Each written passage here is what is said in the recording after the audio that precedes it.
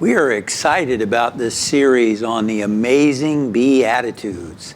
These were Jesus's essential teachings, and they contain incredible, deep spiritual principles. And on March 12th at 11 a.m. here at the Unity Center, we're going to be looking at "Blessed are they who hunger and thirst after righteousness, for they will be filled." Now, what is righteousness? Righteousness is not just your character, but also how you think.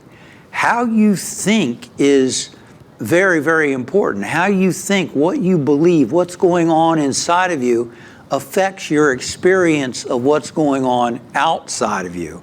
It's really one of the key words in the Bible, righteousness. I look forward to sharing more with you right here at the Unity Center. See you soon.